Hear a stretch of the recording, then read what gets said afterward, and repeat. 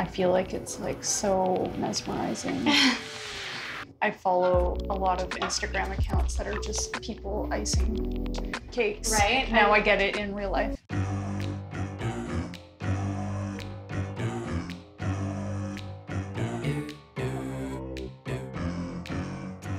When I found Buttered Bliss online, I was so impressed by the beautiful aesthetic.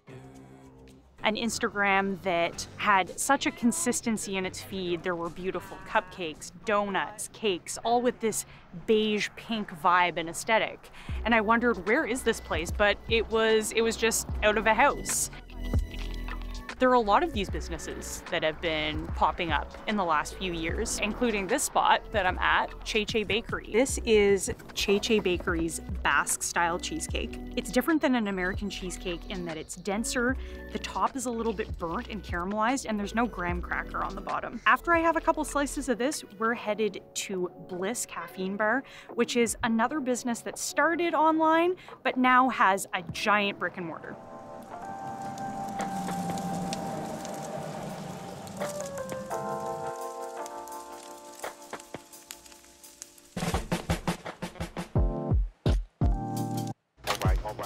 So some coffees for you, ladies. Thank you. Traditional cortado and then a cappuccino, very fluffy foam. Ooh. So that's something we also are a little bit different at the caffeine bars. We try to make the drinks as traditional as possible. So that beverage is broken down into 3 parts. It's 1/3 espresso, 1/3 steamed milk, and then 1/3 foam. First impressions are, it's beautiful, it's dreamy. Now, you gave me a spoon, is that so I can eat? Yeah, you can eat it if you want, exactly. Yeah, like ice cream. Exactly. If someone just stumbled upon your Instagram, it could be a place that someone would think, oh, this is just like the hype place to go take a photo. But then you end up having like the best coffee ever and wanting to come back time and time again. So I didn't know that it was gonna be so Instagram-y, so that's never really like important to me. Like what's important to me is like service and then quality. And then it being a beautiful atmosphere is obviously so important. If your recipe doesn't call for salt, then add salt because that's wrong. Absolutely, I agree. We're doing a cream cheese buttercream today because that's honestly my favorite. It's my favorite too. Really? Okay, perfect. Tangy. Yes, always tangy. Tangy with sweet. Why do you love American buttercream? Food is very much nostalgia for me and based on like memories and like what I grew up making with my mom when I was younger. So we would always just make not even cream cheese buttercream, but just a regular American buttercream with so much sugar in it, too much sugar. Did you learn a lot of the love of this from your mom? I didn't go to school to learn baking. I've basically just been doing it since I was little. It was something my mom and I always did together. I just always grew up like baking with my mom. And then even throughout university, when I should have been studying, I was baking. So I think I was always meant to do this. I did the same thing, but it was more so cooking, for sure. Yeah, I kind of dabbled in many things for many years, did almost a full master's, then left that, didn't know what I wanted to do, tried physiotherapy before that. I feel like the whole time I was trying to find the thing that I was really passionate about when the entire time I already knew and I just had to realize that it was baking. So the first thing you want to do is trim your layers. This is a blueberry butter cake that I baked up just this morning. Yeah, it should be fun and not stressful and less about perfection and more about taste and just making something pretty. The next thing I would do is stack your layers and then trim your sides. I'm gonna take a really thin layer of the buttercream and kind of do a crumb coat, but in between each layer. You're spackling it like you would a wall. You're just like covering up the nail holes. That's exactly how I think of it, so I'm glad you said that. How did your Instagram business, before this brick and mortar, when it was just Buttered Bliss, how did that take off? Or what was like the moment when you realized that it was a thing? It just slowly became a business. I think it was a long time until I realized, like, when it started getting into the hands of other people and they started loving it, I was like, oh, this is something. I don't know what my expectation was when I came here. I was like, okay, this place looks beautiful online. It looks beautiful, like when I'm looking at your photos of your cakes and your cupcakes on Instagram. And then I tasted it and it was such a like lovely surprise to find it tasting just as good as it looked. That's the best compliment ever, so thank you so much. After this has chilled, we're basically just gonna smooth this out so it looks a little bit prettier. And it's getting very pretty because you can see our lemon zest. So once I get it pretty smooth, again, we're not looking for perfection here, but if you are, you can keep doing this and you can chill it in the fridge and come back to it. You could do it all day to get it smooth as exactly. That's the thing, is that you could do this all day. I think in the back of my mind, I'm always thinking, like, what's this gonna look like when it's finished and what's the vibe? I like to think about food as the same way I think about art, and I love abstract art.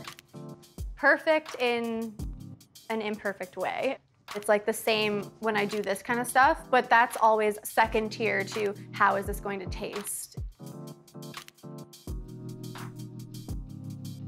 Does it stress you out to go abstract? I love that, like that texture that you just created, or do you like it? No, I like it. Or is it? I really like it. And then this is so fun. It is really fun. It looks so pretty. I know, it already looks so pretty. Abstract is so fun. That's why I encourage people to take this approach rather than trying to make it like perfect, because that can be kind of stressful. And this is more like, I feel like I'm a kid, like painting again. All right, all right, all right.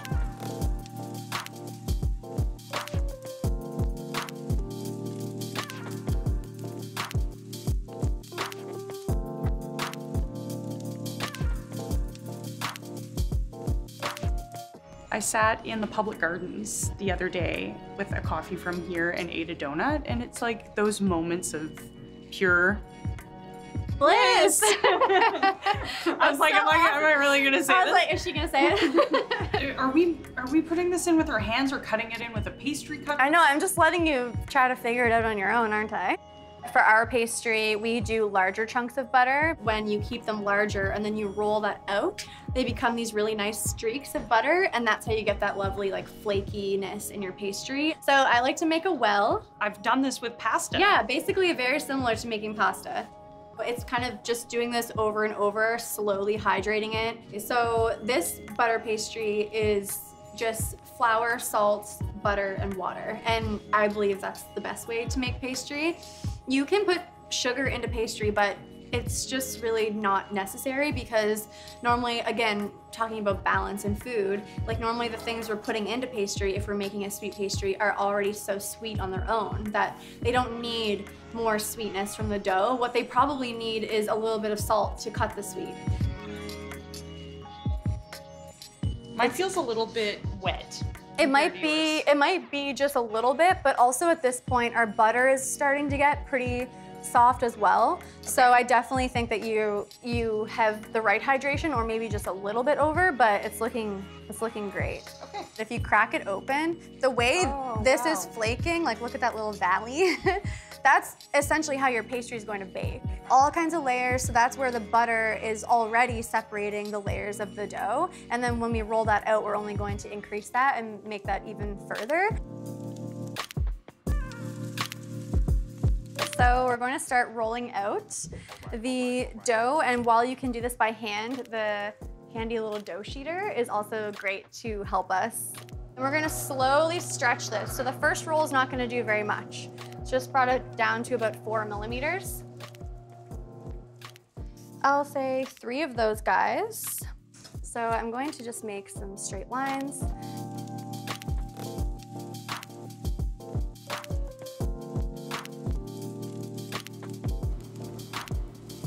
Three different things that we're making here. So we're gonna go 2 sweet, and then we're going to go 1 savory option. To make a savory pastry, I really love because it's like you're combining cooking and baking.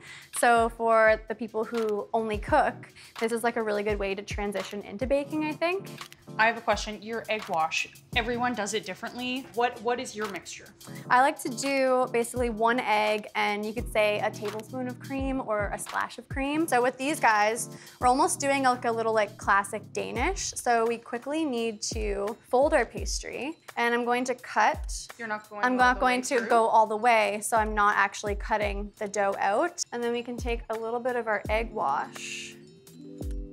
And so we're going to seal these edges like this. And then we're going to put our filling in the middle. And so these edges will puff up a little bit in the oven and kind of sit like around our filling. And it makes like, this is like a classic Danish fold, but sweet, savory, you can use it for anything. So I'm gonna come through here with a bunch of raspberry and we're going to make 2 Pop-Tarts because these guys get fully covered. So rather than being like Danish or galette style, they are fully enclosed. Yes. I'm just going to put some of our raspberry compote down the middle. Oh, it smells so good. It does. So I love using raspberry because it balances sweetness so perfectly. I think we could do leek, then we'll do bacon, and then a layer of cheese maybe, and then potato on the top. Okay.